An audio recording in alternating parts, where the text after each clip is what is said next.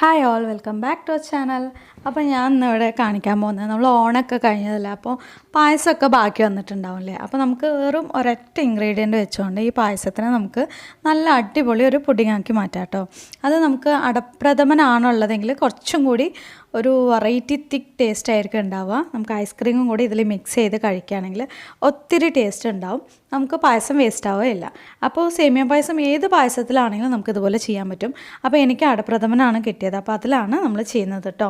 അപ്പോൾ എങ്ങനെയാണ് ചെയ്യുന്നതെന്ന് നോക്കുന്നതിന് മുമ്പായിട്ട് നമ്മുടെ ചാനൽ ഇതുവരെ സബ്സ്ക്രൈബ് ചെയ്യാതെ കാണുന്നവരുണ്ടെങ്കിൽ ഒന്ന് സബ്സ്ക്രൈബ് ചെയ്യുക, ലൈക്ക് ചെയ്യുക, ഷെയർ ചെയ്യുക. അപ്പോൾ നമുക്ക് വീഡിയോയിലോട്ട് കിടക്കാം. ആദ്യമായിട്ട് നമുക്കതിന് വേണ്ടത് മെയിനായിട്ട് വേണ്ടത് പായസം തന്നെയാണ്. പിന്നെ നമുക്ക് വേണ്ടത് ജലാറ്റിൻ. പിന്നെ നിങ്ങൾക്ക് ഗാർണിഷ് ചെയ്യാൻ എന്ത് വേണമെങ്കിലും നട്ട്സ് കാര്യങ്ങൾ എന്ത് വേണമെങ്കിലും ഇതിൽ ഇൻക്ലൂഡ് ചെയ്യാം. അതൊക്കെ ഓപ്ഷനിലാണ്, വേണമെന്ന് നിർബന്ധമൊന്നുമില്ല. അപ്പോൾ ഞാൻ അതിനായിട്ട് ആദ്യം എടുക്കുന്നത് ജലാറ്റിൻ എടുക്കുന്നുണ്ട്. 2 സ്പൂണോളം ജലാറ്റിൻ എടുക്കുന്നുണ്ട് കേട്ടോ. അപ്പോൾ എൻ്റെ ഇത് വന്നിട്ട് ഒരു 2 ഗ്ലാസ്, ഒരു വലിയ ഗ്ലാസ്സിൽ 2 ഗ്ലാസ് പായസമാണ് എൻ്റെ ഉള്ളത്.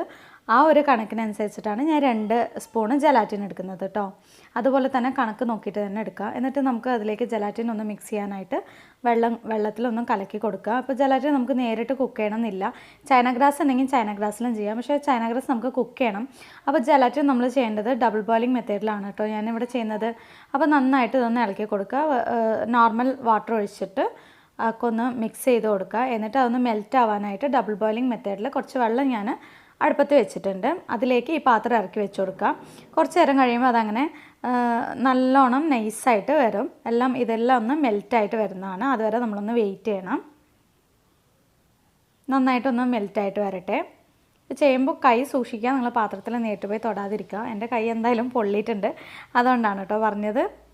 അപ്പോൾ നമുക്ക് ഇനിയൊരു ബൗളിൽ നമ്മൾ ഈ പുഡിങ് വെറുതെ സ്പൂണിൽ കോരി കഴിക്കുകയാണെങ്കിലും കുഴപ്പമൊന്നുമില്ല. എനിക്കിങ്ങനെ ഷേപ്പായിട്ട് കിട്ടാനായിട്ട് ഞാൻ അതിൽ നിന്നും മാറ്റാമെന്നുള്ള ഉദ്ദേശത്തിലാണ് ഇങ്ങനെ ബട്ടർ തടവി കൊടുക്കുന്നത്. അല്ലാതെ നമുക്ക് ബൗളിൽ തന്നെ ചെറിയ ചെറിയ ബൗളിൽ ആക്കി വയ്ക്കുകയാണെങ്കിൽ എല്ലാവർക്കും ഇൻഡിവിജ്വലായിട്ട് ഓരോരുത്തർക്കും ഓരോ പാത്രത്തിൽ കൊടുക്കാൻ പറ്റും. അപ്പോൾ ഇത് നമ്മുടെ ജലാറ്റിൻ മെൽറ്റായി കിട്ടിയിട്ടുണ്ട്.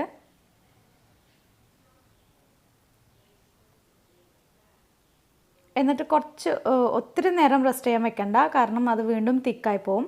അപ്പോൾ ലൈറ്റായിട്ട് ആ ചൂട് ഇത്തിരി ഒന്ന് പോകുന്ന വരയ്ക്കും, ഒരു മിനിറ്റൊക്കെ മതി, അത്രയും നേരം വെക്കാം. അതിൻ്റെ ഉള്ളിൽ നമുക്ക് പായസം ഒരു പാത്രത്തിലേക്ക് മാറ്റാം. നമ്മളിവിടെ റെഡിമെയ്ഡായിട്ട് വാങ്ങിയതാണ് പായസം. വാങ്ങിയതല്ല, ഇക്കാക്ക് ആരോ കൊടുത്തതാണ്.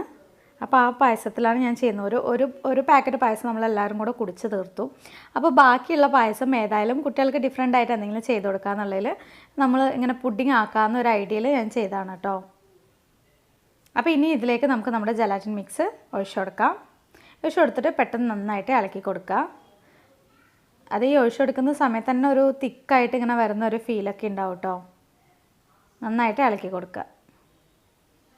ജലാറ്റിനും പായസവും നന്നായിട്ട് എല്ലാ ഭാഗത്തും എത്തണം, അത് നിങ്ങൾ ഉറപ്പ് വരുത്തുക. അല്ലാണ്ട് ചില ഭാഗത്ത് മാത്രമാക്കി കഴിഞ്ഞു പറഞ്ഞാൽ ഈ ജലാറ്റിൻ അത് ഒരു വഴുവഴുപ്പായിട്ട് കാണും. പായസത്തിൻ്റെ എല്ലാ ഭാഗത്തും മിക്സ് ആവുന്ന വരെ നന്നായിട്ട് ഒന്ന് ഇളക്കി കൊടുക്കുക.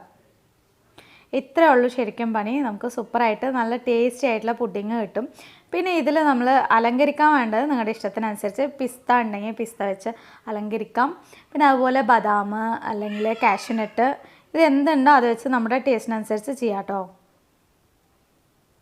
അപ്പോൾ എൻ്റെ ഇപ്പോൾ നട്ട്സ് ഒന്നുമില്ല, അതുകൊണ്ട് അതൊന്നും ഞാൻ ചെയ്തിട്ടില്ല. ലാസ്റ്റ് ഒരു കഷ്ണം ബട്ടറും കൂടി ഞാൻ ഇട്ട് കൊടുത്തിട്ടുണ്ട്, ഒരു റിച്ച് ടേസ്റ്റ് വരാനും വേണ്ടിയിട്ടാണ്. ബട്ടർ ഇട്ട് കൊടുക്കുമ്പോൾ ഉപ്പുള്ളത് ഇട്ട് കൊടുക്കാതിരിക്കുക. നന്നായിട്ട് ഇളക്കിയിട്ട് ഞാൻ ബൗളിലോട്ട് ഒഴിച്ചു കൊടുക്കുന്നുണ്ട്.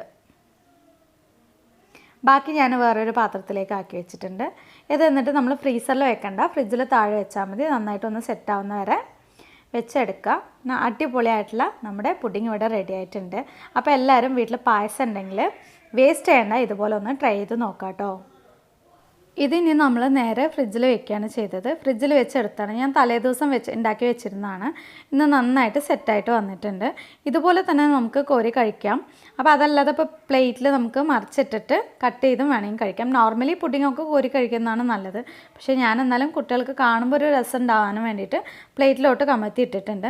ഇനി ഇതിലേക്ക് നമ്മൾ കുറച്ച് ഹെർഷ്യസ് സിറപ്പോ അല്ലെങ്കിൽ ചോക്ലേറ്റ് സിറപ്പോ എന്തെങ്കിലും ഉണ്ടെങ്കിൽ നിങ്ങളുടെ ഇഷ്ടത്തിനനുസരിച്ച് എന്ത് വേണമെങ്കിലും നിങ്ങൾക്ക് ഇട്ട് കൊടുക്കാം. ഞാനിവിടെ ഇട്ട് കൊടുക്കുന്നത് കുറച്ച് ഹെർഷ്യസ് സിറപ്പാണ്. അപ്പോൾ കുറച്ചും കൂടി റിച്ച് ആയിട്ടുള്ളൊരു ടേസ്റ്റാണ് കിട്ടിയിട്ടുണ്ടായിരുന്നത് കേട്ടോ. ആ ഹെർഷസ് സിറപ്പും നമ്മുടെ ഈ പുഡിങ്ങും കൂടി മിക്സായിട്ട് കഴിക്കുമ്പോൾ നല്ല ടേസ്റ്റായിരുന്നു. അപ്പോൾ എല്ലാവരും വീട്ടിൽ ട്രൈ ചെയ്ത് നോക്കുക. ട്രൈ ചെയ്ത് നോക്കിയിട്ട് കമൻറ്റ് സെക്ഷനിലൂടെ എന്നെ ഒന്ന് അറിയിക്കുക എങ്ങനെ ഉണ്ടായിരുന്നു എന്നുള്ളത്. നിങ്ങൾക്ക് ഇഷ്ടമായെങ്കിൽ അതും അറിയിക്കുക. അപ്പോൾ നമുക്ക് മറ്റൊരു വീഡിയോയിൽ കാണുന്നവരെ ഇൻഷാ അല്ലാ ബൈ ആൻഡ് ടേക്ക് കെയർ. നിങ്ങളുടെ ഫ്രണ്ട്സിനും കൂടി പറ്റുവാണെങ്കിൽ ഈ റെസിപ്പി ഒന്ന് ഷെയർ ചെയ്ത് കൊടുക്കുക. വളരെ ഈസിയാണ്. നമുക്ക് ഒരുപാട് സാധനങ്ങളൊന്നും വേണ്ട. ജലാറ്റിൻ അല്ലെങ്കിൽ ചൈന ഗ്രാസ് ഉണ്ടെങ്കിലും മതി. അപ്പോൾ bye bye, see you. Thank U.